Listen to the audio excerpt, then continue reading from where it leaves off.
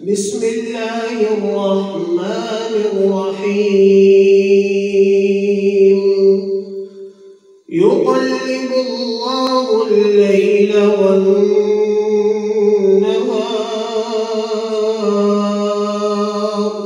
ان فی ذلک لعبرہ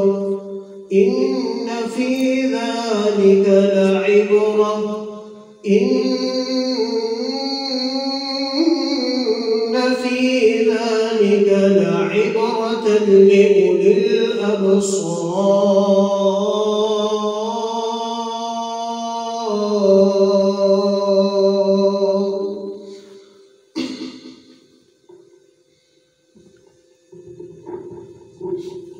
معزز اور مکرم سامعین کرام،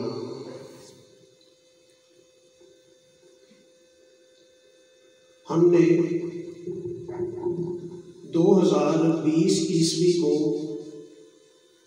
خیر باد کہہ کے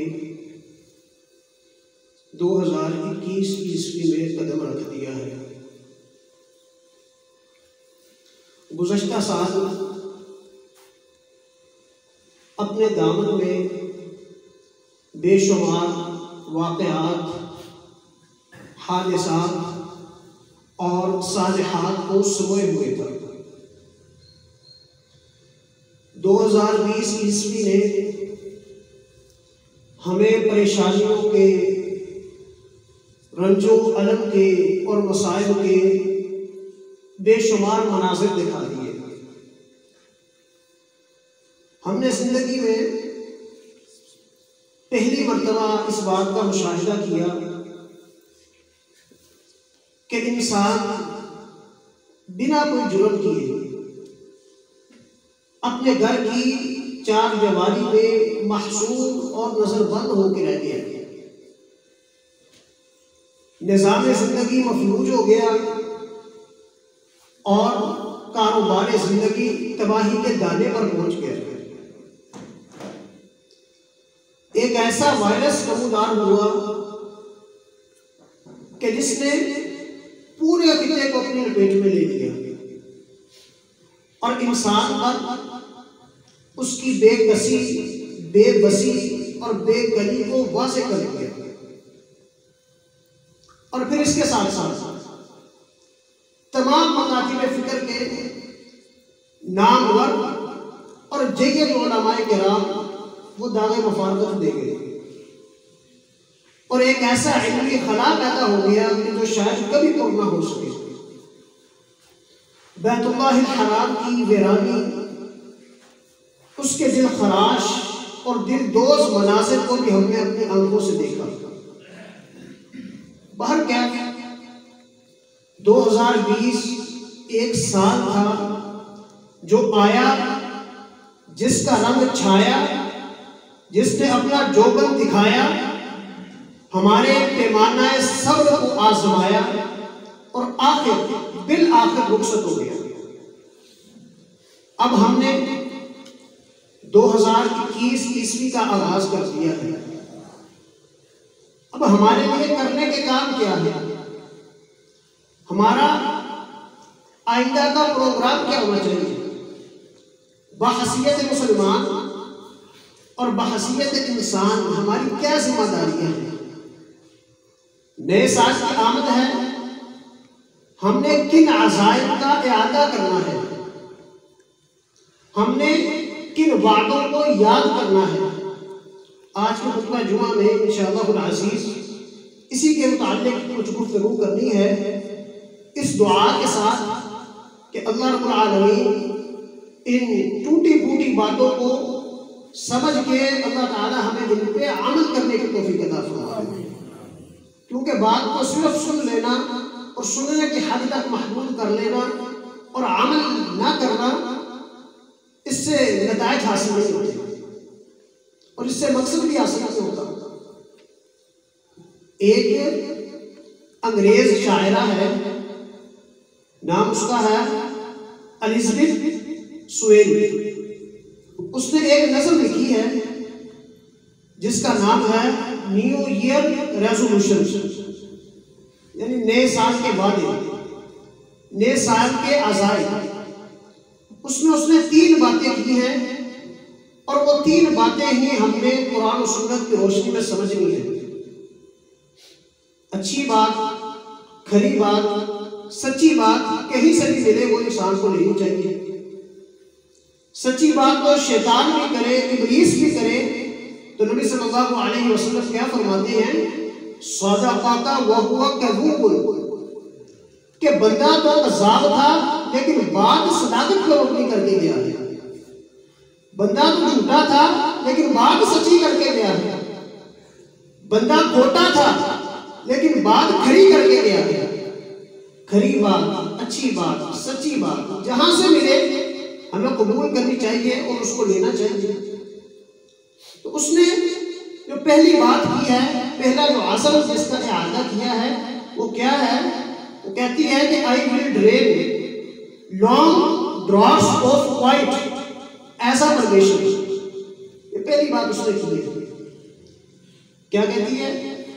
کہ میں اپنی روح کو پاک کرنے کی کوشش کروں گی، اپنے باطن کو سنوارنے کی کوشش کروں گی، اور اس کو سنوارنے کے لیے میں کچھ کام کروں گی۔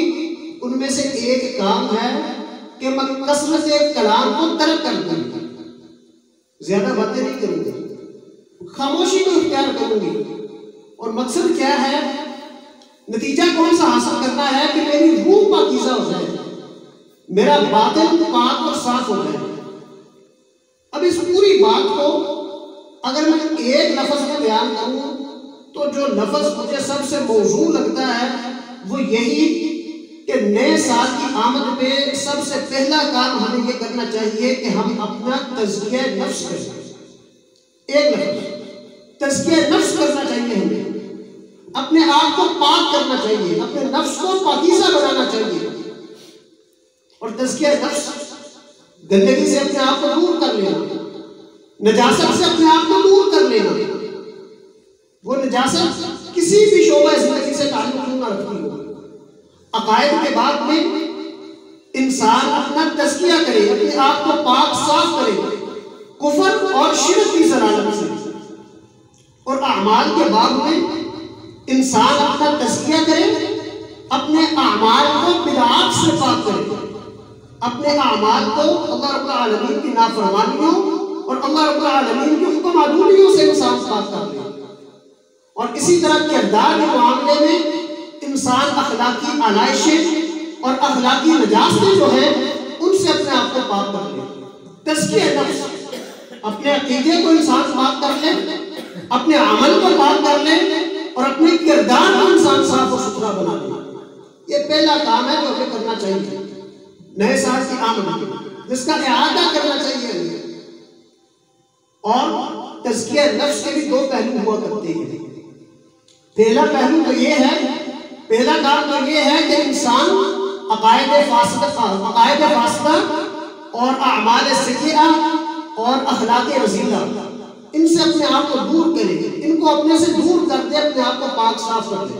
جس قسم کی بھی کوئی گندگی ہے، کوئی غلاظت ہے، اس کو انسان دور کر دے۔ یہ پہلا پہلو ہے۔ اور دوسرا پہلو کہ جب انسان پاک اور صاف ہو جائے پھر صرف ہاتھ پہ ہاتھ کر کے بیٹھا نہ رہے، بلکہ پھر انسان کی ذات کے اندر نیکی پروان چڑھنی چاہیے، نیکی کی نشو و نما ہونی چاہیے، اور نیک اعمال ان میں انسان کو ترقی کی مناسب کو طے کرنا چاہیے۔ یہ 2 پہلو ہیں تزکیہ نفس کے۔ پہلے انسان اپنے آپ کو پاک کرے، اور پاک کرنے کے بعد انسان نیکی میں اور اعمال صالحہ میں ترقی کی مناسب کو طے کرے۔ آج ہم کامیابی کے پیچھے بھاگتے ہیں کہ میں کامیاب بن جاؤں، کسی طریقے کامیابی میرا مقدر بن جائے۔ قرآن پاک میں اللہ رب العالمین نے متعدد قسمیں اٹھائی ہیں، متعدد قسمیں اٹھا کے ایک بات کی اللہ رب العالمین نے، کامیابی کا راز وہ بیان کیا اللہ رب العالمین نے۔ اللہ رب العالمین ایک قسم بھی نہ اٹھائے تب بھی اللہ کی بات میں کوئی شک نہیں ہو سکتا۔ وہ خالق کائنات ہے، مالک کائنات ہے، لیکن جس بات پہ اللہ رب العالمین ایک نہیں 2 نہیں متعدد قسمیں اٹھا دے، اس بات کی اہمیت میں ذرہ برابر شک کرنے کی گنجائش نہیں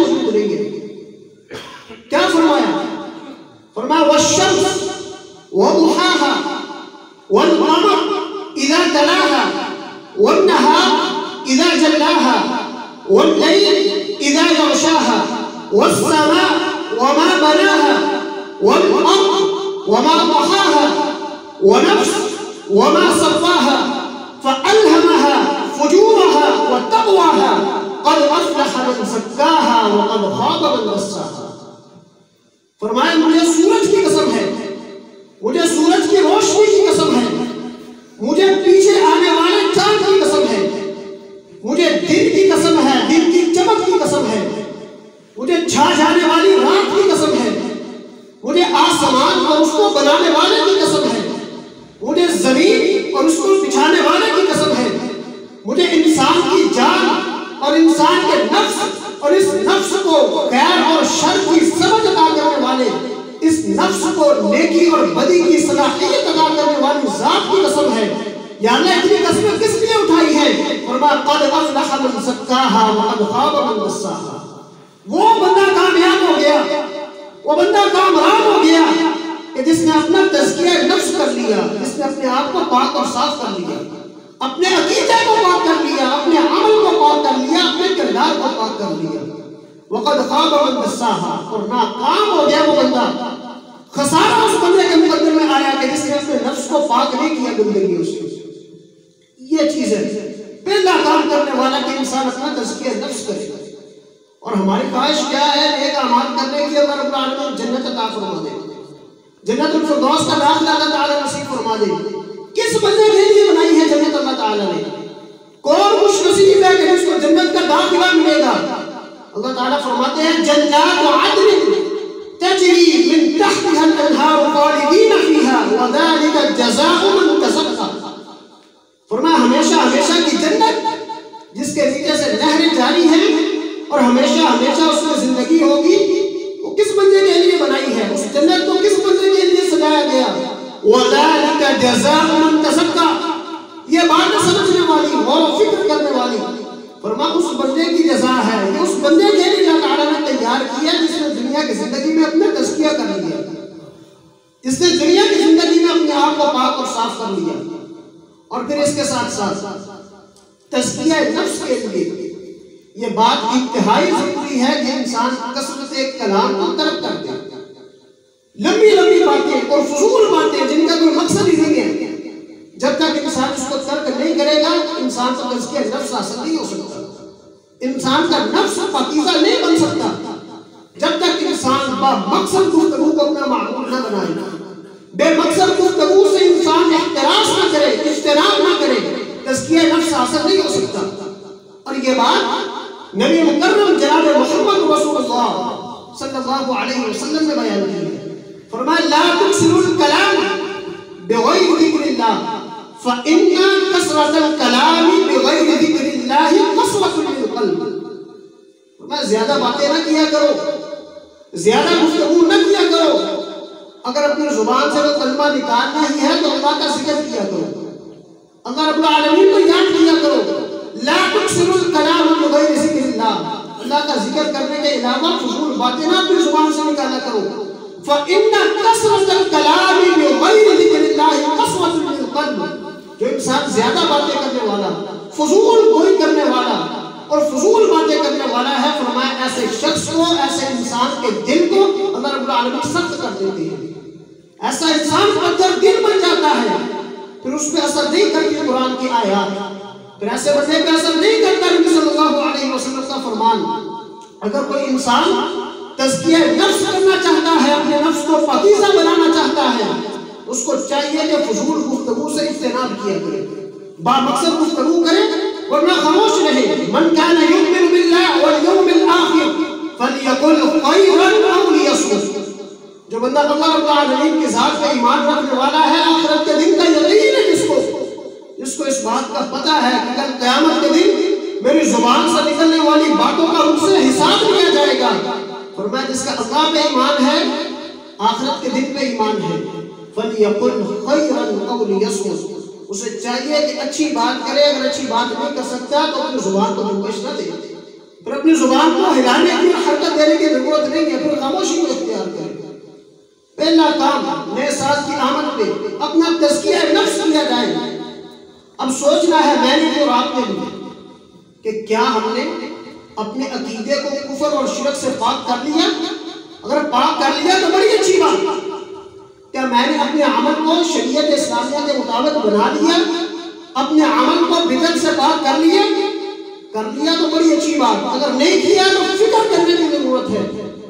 کیا میں نے اپنے کردار کو اخلاق رسیلہ سے اور اخلاق سیئہ سے پاک کر لیا؟ اگر کر لیا تو بڑی اچھی بات ہے، لیکن اگر نہیں کیا تو مجھے فکر کرنے کی ضرورت ہے، ورنہ سال آئیں گے چلے جائیں گے. یقلب اللہ اللیل والنہار، دن آتا ہے رات آتی ہے، صبح ہوتی ہے شام ہوتی ہے، عمر یوں ہی تمام ہوتی ہے. پھر سال آئیں گے چلے جائیں گے، پھر انسان کے پلے کچھ نہیں پڑے گا، انسان کی زندگی کا مقصد کوئی نہیں بنے گا. پہلا مقصد اس کو ذہن نشین کر لیں، تزکیہ نفس کرنا ہے. اور دوسری بات جو اس نے کی ہے وہ کہتی ہے remember twice daily who I am.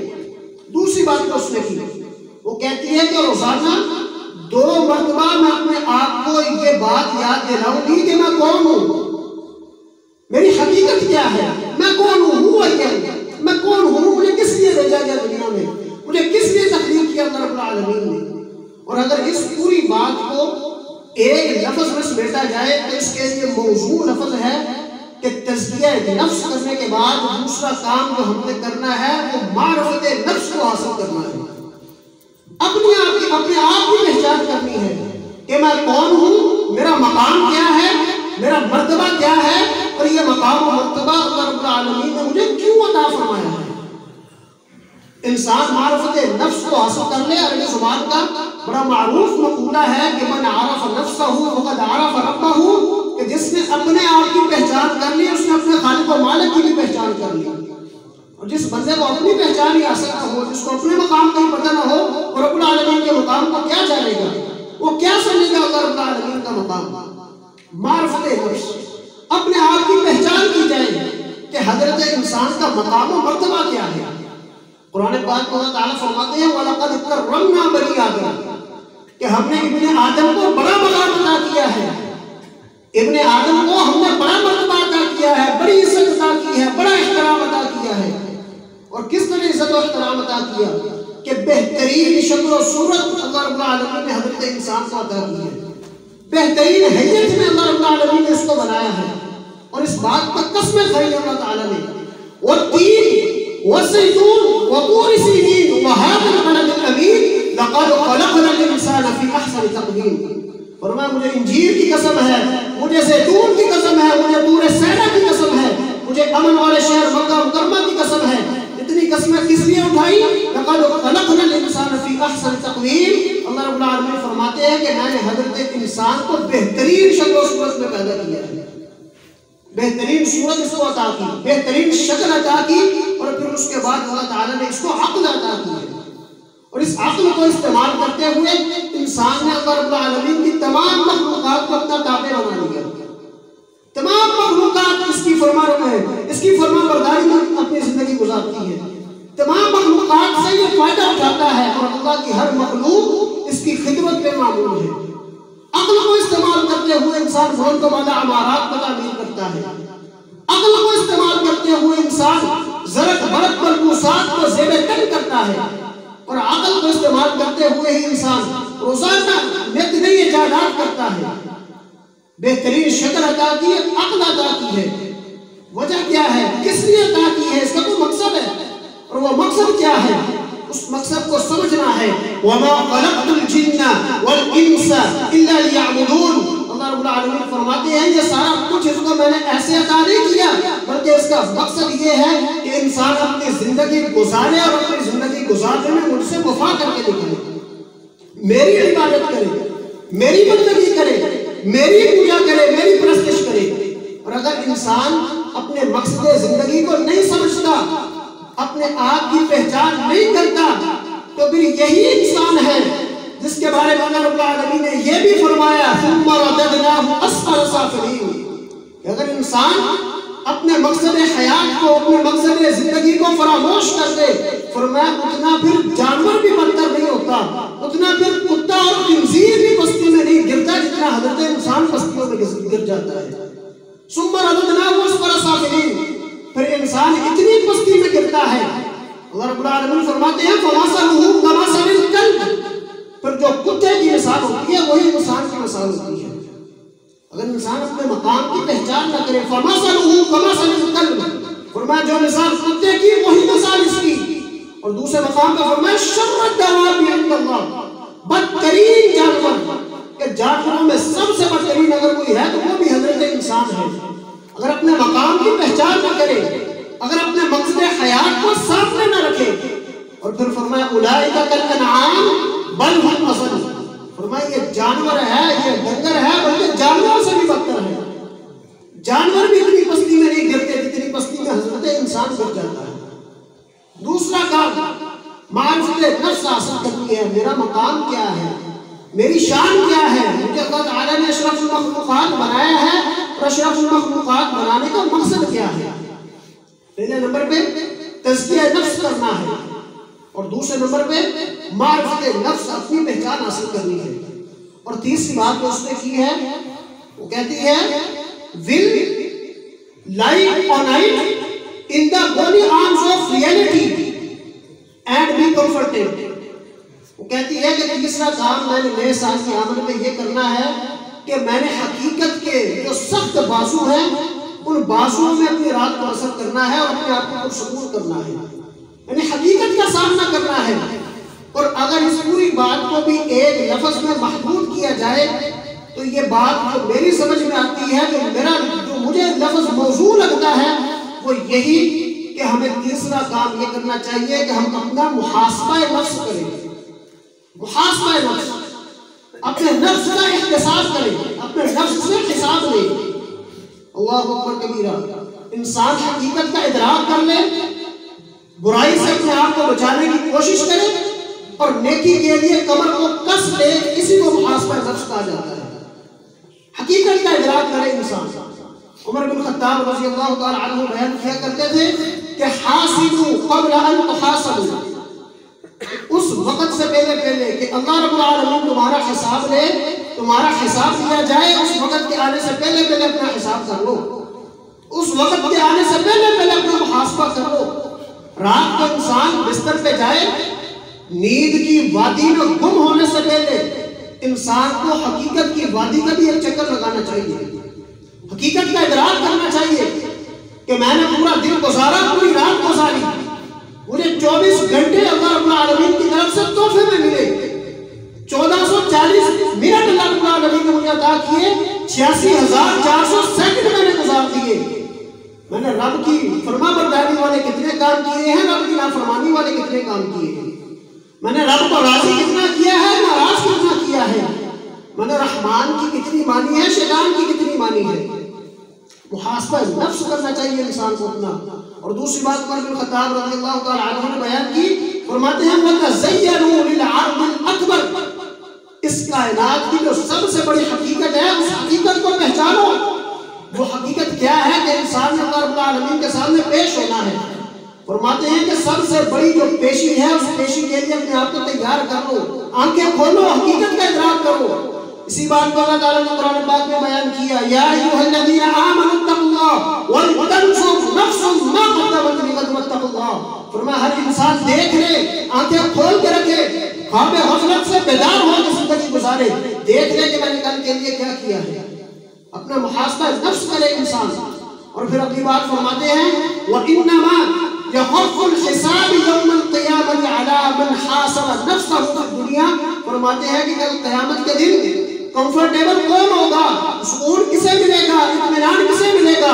فرمایا وہ بندہ جس نے دنیا کی زندگی گزارتے ہوئے اپنا محاسبہ کیا ہوگا، اپنے نفس سے حساب لیتا رہا، برائیوں سے بچنے کی کوشش کرتا رہا، نیکی کے راستے پہ چلنے کی کوشش کرتا رہا۔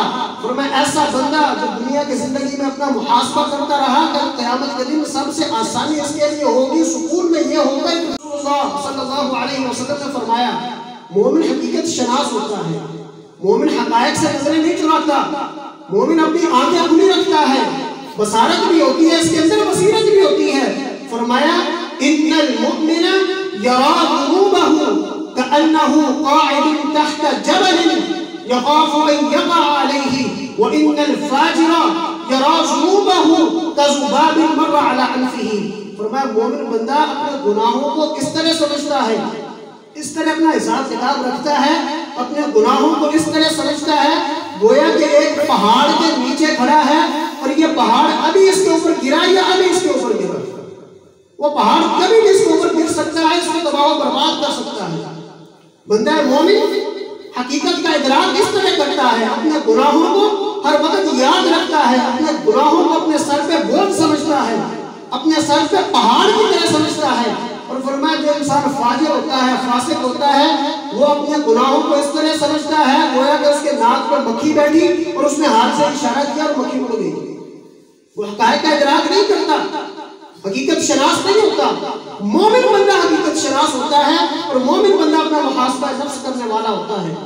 نیا سال، نئے سال کی آمد، صرف مبارکباد دے دینا اور صرف نئے نئے لطیفے نئے سال کے وہ پڑھ لینا، سن لینا، سنا لینا اور پھر ایک کام جو کرتے ہیں سارا سال میں نے جس بندے کا دل دکھایا ہو وہ مجھے اللہ کی رضا کے لیے معاف کر دے.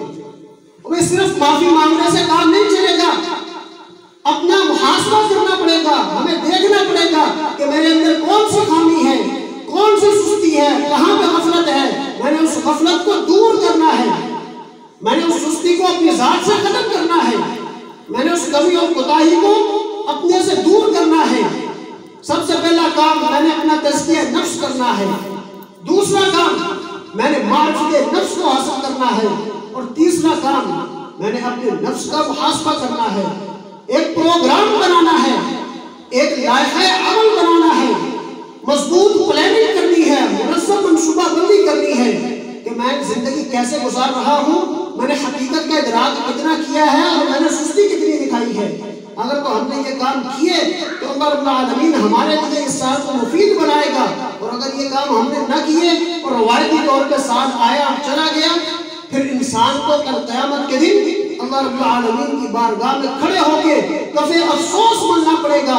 اگر کوئی انسان اس دن نجات چاہتا ہے تو اس دن کے آنے سے پہلے یہ کام کر لے. اللہ رب العالمین سے دعا یہ ہے کہ اللہ رب العالمین ہمیں اپنا تزکیہ نفس کرنے کی توفیق عطا فرمائے، معرفت نفس حاصل کرنے کی توفیق عطا فرمائے اور اللہ رب العالمین ہمیں محاسبہ نفس کرنے کی توفیق عطا فرمائے.